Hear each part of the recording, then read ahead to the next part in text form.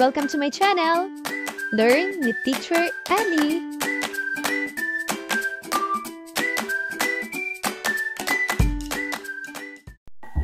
GMRC, Grade 5, Ikatlong Markahan, Ikalimang Linggo, Unang Araw. Basahin at unawain ang bawat pahayag o katanungan. Piliin ang letra ng tamang sagot at isulat sa patlang bago ang bilang.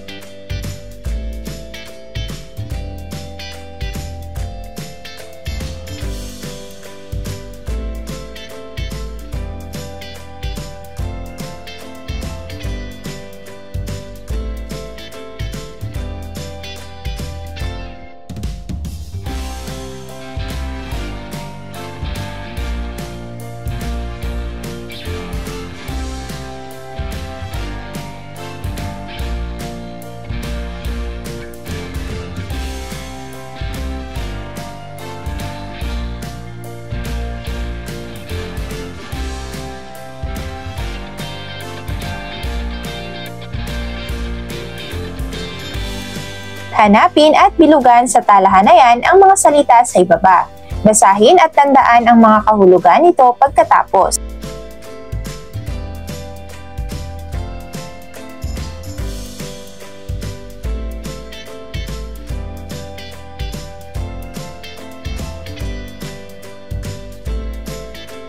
Ating talakayin ang iba't ibang simbolo, imahe, at gamit sa pananampalataya. Ang mga simbolo, imahe at gamit sa pananampalataya ay may malalim na kahulugan at naglalarawan ng mga paniniwala, karanasan at tradisyon ng isang relihiyon o kultura. Narito ang ilan sa mga ito. Krus at krusipiho. Ang krus ay isang pangunahing simbolo sa Kristyanismo na kumakatawan sa kamatayan at muling pagkabuhay ni Hesukristo. Ito ay nagpapahayag ng pag-asa sa buhay pagkatapos ng kamatayan. Buddha. Ang imahe ni Buddha ay naglalarawan ng pagtulong na kumikilos bilang simbolo ng paglaya mula sa siklo ng paghihirap at pagdurusa. Ito ay nagpapakita ng kagandahang loob at kapayapaan. Bituin at kalahating buwan o hilal. Ito ay isang simbolo sa Islam na kumakatawan sa kapayapaan, katuwiran at pag-unlad. Ito ay nagmumula sa mga simbolo ng mga sinaunang relihiyon sa gitnang silangan. Om. Ang Om ay isang sagrado at mahalagang simbolo sa Hinduismo na kumakatawan sa espiritual na lakas at kabuuan ng universo. Ito ay isang mahalagang bahagi ng mga panalangin at meditasyon sa Hindu. Menorah at bituin ni David. Ang menorah ay isang simbolo sa Judaism na kumakatawan sa ilaw at karunungan. Ang bituin ni David naman ay isang hexagram na binubuo ng dalawang magkaparehong mga tatsulok na naglalaman ng mga titik na sumasalamin sa mga aral ng Judaismo. Pagmimisa. Ang pagmimisa ay isang pangunahing ritual sa Kristyanismo na kumakatawan sa pag-aalay ng katawan at dugo ni Hesukristo. Ito ay ginagamit na banal na misa bilang bahagi ng pagpapahayag ng pananampalataya at pagkilala sa sakripisyo ni Kristo. Butil sa panalangin o prayer beads. Ang mga prayer beads ay ginagamit sa maraming relihiyon tulad ng Islam, Kristyanismo at Buddhism para sa panalangin at meditasyon. Ang bawat bato o butil ay kumakatawan sa isang panalangin o mantra. Kandila. Ang mga kandila ay ginagamit sa maraming ritual at seremonya sa iba't ibang relihiyon bilang simbolo ng ilaw, pag-asa at espiritual na liwanag. Ito ay nagpapahayag ng pagtanggap at pagbibigay pugay sa sagrado. Shofar at kipa. Ang shofar ay isang trompeta na ginagamit sa ritual ng Judaism, lalo na sa pagdiriwang ng Rosh Hashanah at Yom Kippur.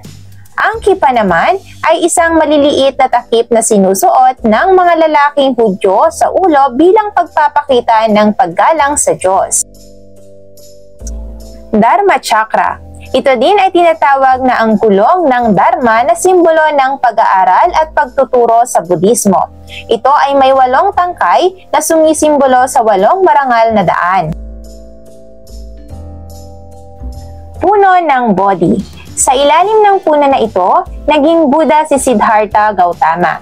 Ito ay sumisimbolo sa ilaw ng pagkaalam at paglaya mula sa psikolohikal na paghihirap. Bulaklak ng Lotus. Ang isang mahalagang simbolo sa Hinduismo at Budismo na sumisimbolo sa kalinisan, espiritual na pag-usbong at pagpapakalma ng isip. Sa tulong ng mga impormasyon sa itaas, iaayos ang mga simbolo, imahe o gawain sa relihiyong kinabibilangan nito. Gamit ang graphic organizer, isulat o ilagay ang sagot sa loob ng bawat talutot o petal.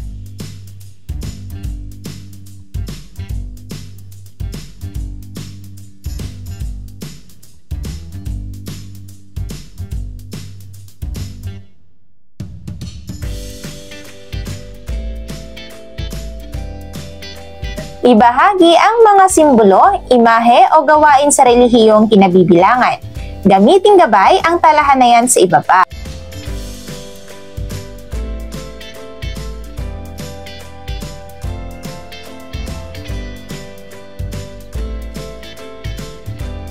Ikalawang araw. Magbigay ng iba't ibang simbolo, imahe at kagamitan na kaugnay sa pananampalataya. Ipahayag ng pasalita ang inyong sagot. Gamit ang mga nakaraang kaalaman sa mga ilang pananampalataya na mayroon sa bansa, tukuyin kung anong relihiyon ang isinasalarawan ng larawan sa bawat bilang. Piliin ang sagot sa kahon at isulat ang titik sapat lang bago ang bawat bilang.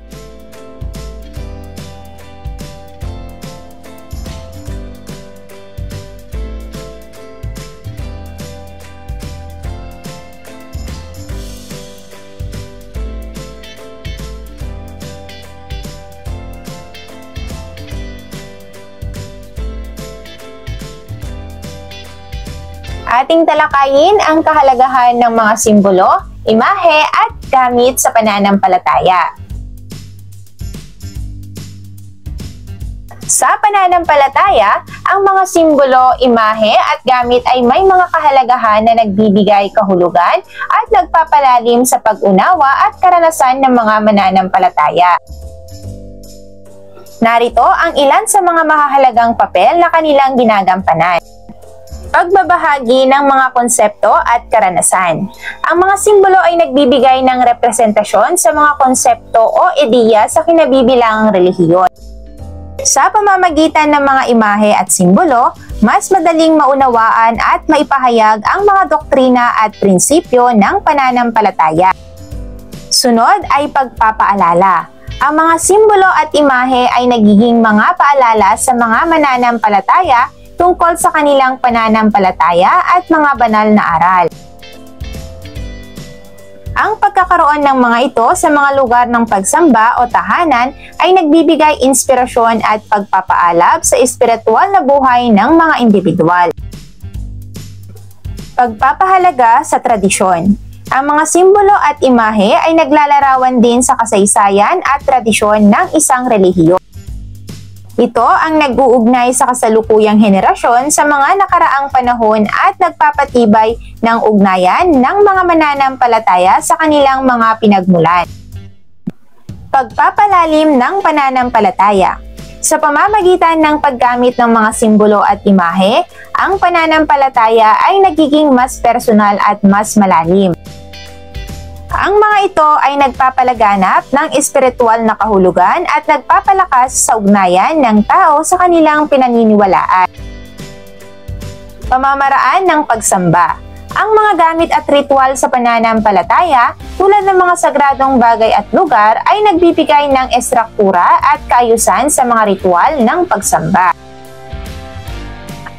Ang mga simbolo at imahe ay nagpapalakas ng kahalagahan ng mga ritual at nagpapalalim sa espiritual na karanasan ng mga mananampalataya. Sa kabuuan, ang mga simbolo, imahe at gamit sa pananampalataya ay hindi lamang mga dekorasyon o bagay na pisikal. Ito ay mga salamin ng espiritual na karanasan ng mga mananampalataya at mga mahalagang bahagi ng kanilang buhay at pananampalataya. Basahin at unawain ang maikling kwento. Sagutin ang mga katanungan pagkatapos.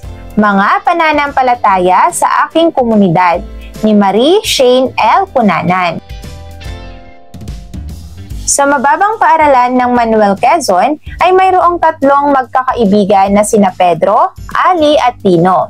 Sila ay nasa baitang 5 at laging magkakasama sa paggawa ng mga aralin. Halina't basahin natin ang kanilang maikling usapan.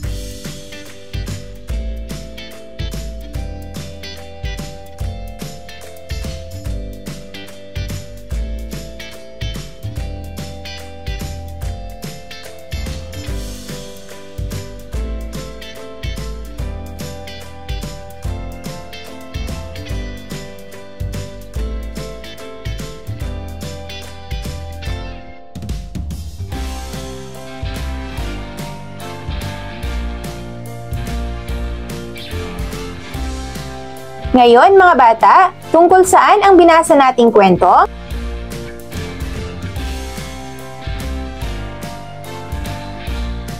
Ano-ano ang mga gamit o simbolo na binanggit ni Pedro? Ano sa tingin mo ang relihiyon ni Pedro mula sa mga gamit o simbolo na mayroon siya? Ano-ano ang mga gamit o simbolo na binanggit ni Ali? Ano sa tingin mo ang relihiyon ni Ali mula sa mga gamit o simbolo na mayroon siya? Ano-ano ang mga gamit o simbolo na binanggit ni Dino? Ano sa tingin mo ang relihiyon ni Dino mula sa mga gamit o simbolo na mayroon siya? Ikaw, ano ang iyong relihiyon? Ano-ano ang mga gamit o simbolo na mayroon kayo sa inyong relihiyon? Kung mayroon kang kaibigan na iba ang relihiyon, ano ang gagawin mo sa mga gamit o pananampalataya na mayroon siya? Bakit mahalagang maipakita ang paggalang at pagpapahalaga sa mga simbolo, gamit at gawain sa bawat relihiyon na mayroon sa ating komunidad? Ikatlong araw. Isulat ang tama kung ang pahayag ay wasto, mali kung hindi naman.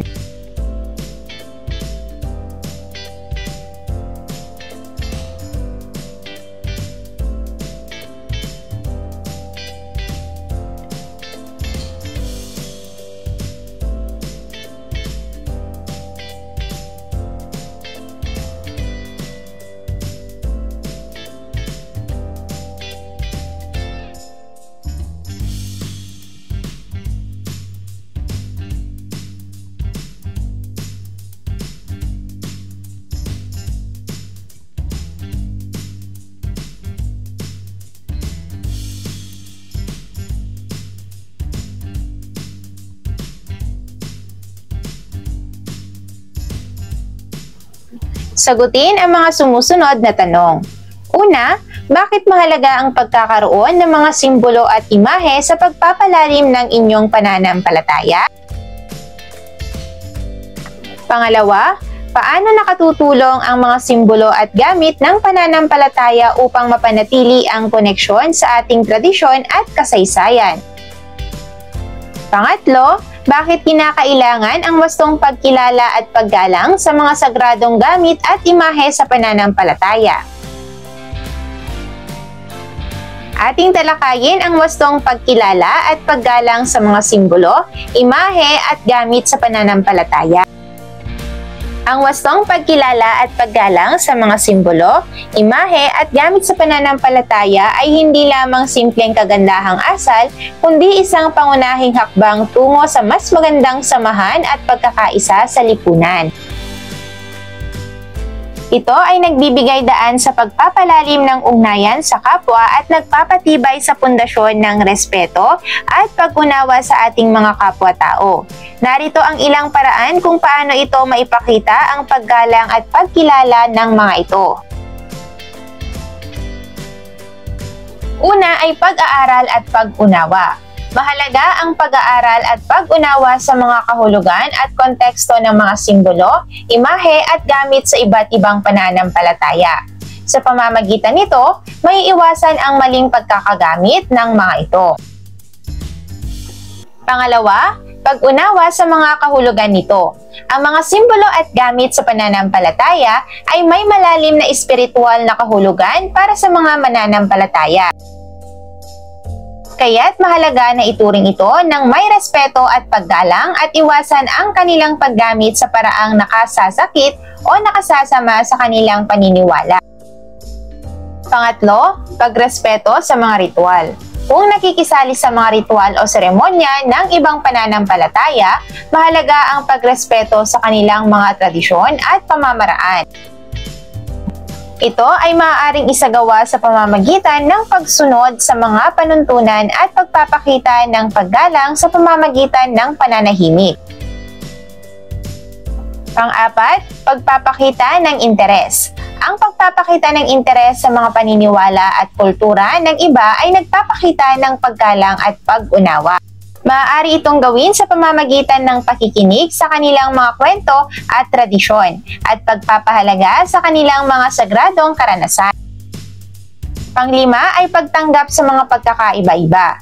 Sa isang mundong naapektuhan ng globalisasyon, modernisasyon at migrasyon, ang pagiging bukas at pagtanggap sa mga pagkakaiba ng paniniwala at kultura ay mahalaga upang magkaroon ng mas mapayapang lipunan. Ang pagkilala sa mga simbolo at imahe ng iba't ibang pananampalataya ay nagpapakita ng pagpapahalaga sa pagkakaisa sa kabila ng pagkakaiba-iba.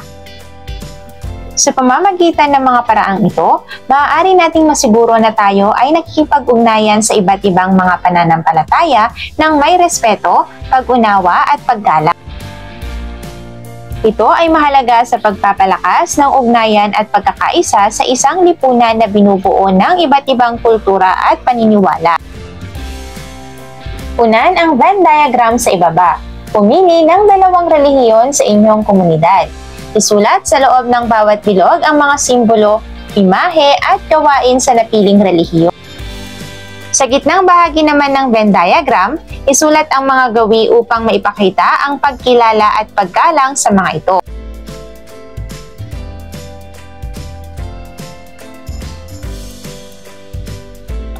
Punan ang puno ng pag-asa sa ibaba.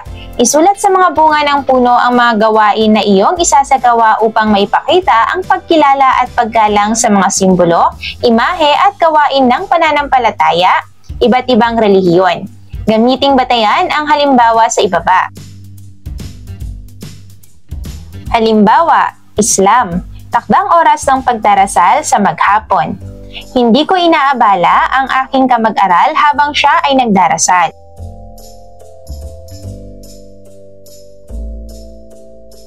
Ika-4 na araw. Isulat ang pananampalataya kung ang pahayag ay wasto, paninira kung hindi naman.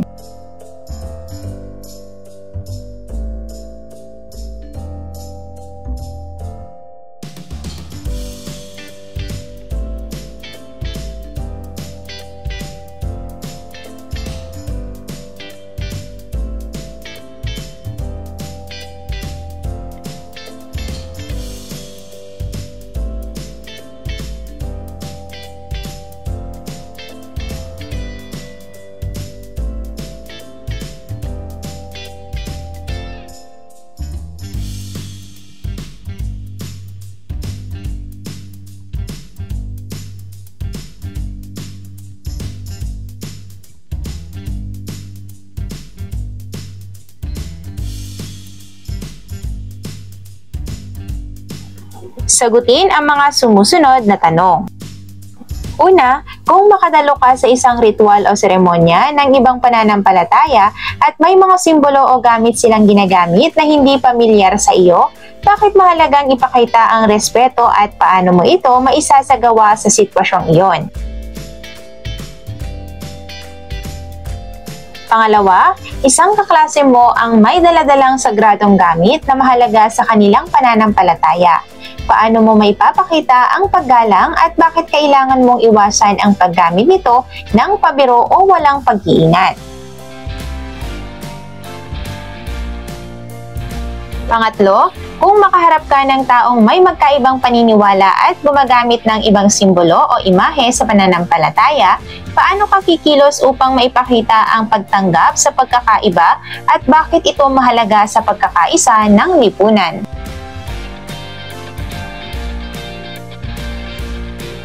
Ating talakayin ang wastong pagkilala at paggalang sa mga simbolo, imahe at gamit sa pananampalataya. Ang wastong pagkilala at paggalang sa mga simbolo, imahe at gamit sa pananampalataya ay hindi lamang simpleng kagandahang asal, kundi isang pangunahing hakbang tungo sa mas magandang samahan at pagkakaisa sa lipunan. Ito ay nagbibigay daan sa pagpapalalim ng ugnayan sa kapwa at nagpapatibay sa pundasyon ng respeto at pag-unawa sa ating mga kapwa-tao. Narito ang ilang paraan kung paano ito maipakita ang paggalang at pagkilala ng mga ito. Una, pag-aaral at pag-unawa. Mahalaga ang pag-aaral at pag-unawa sa mga kahulugan at konteksto ng mga simbolo, imahe at gamit sa iba't ibang pananampalataya. Sa pamamagitan nito, maiiwasan ang maling pagkakagamit ng mga ito. Pangalawa, pag-unawa sa mga kahulugan nito. Ang mga simbolo at gamit sa pananampalataya ay may malalim na espiritual na kahulugan para sa mga mananampalataya. Kaya't mahalaga na ituring ito na may respeto at paggalang at iwasan ang kanilang paggamit sa paraang nakakasakit o nakakasama sa kanilang paniniwala. Pangatlo, pagrespeto sa mga ritual. Kung nakikisali sa mga ritual o seremonya ng ibang pananampalataya, mahalaga ang pagrespeto sa kanilang mga tradisyon at pamamaraan. Ito ay maaaring isagawa sa pamamagitan ng pagsunod sa mga panuntunan at pagpapakita ng paggalang sa pamamagitan ng pananahimik. Pagpapakita ng interes. Ang pagpapakita ng interes sa mga paniniwala at kultura ng iba ay nagpapakita ng paggalang at pag-unawa. Maaari itong gawin sa pamamagitan ng pakikinig sa kanilang mga kwento at tradisyon at pagpapahalaga sa kanilang mga sagradong karanasan. Panglima, pagtanggap sa mga pagkakaiba-iba. Sa isang mundong naapektuhan ng globalisasyon, modernisasyon at migrasyon, ang pagiging bukas at pagtanggap sa mga pagkakaiba ng paniniwala at kultura ay mahalaga upang magkaroon ng mas mapayapang lipunan. Ang pagkilala sa mga simbolo at imahe ng iba't ibang pananampalataya ay nagpapakita ng pagpapahalaga sa pagkakaisa sa kabila ng pagkakaiba.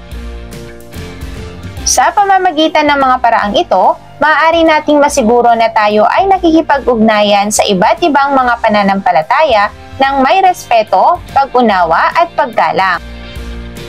Ito ay mahalaga sa pagpapalakas ng ugnayan at pagkakaisa sa isang lipunan na binubuo ng iba't ibang kultura at paniniwala. Thank you for watching! Also, don't forget to like, share, subscribe, and click the notification bell for you to be updated on our latest videos. See you on our next lesson. Goodbye!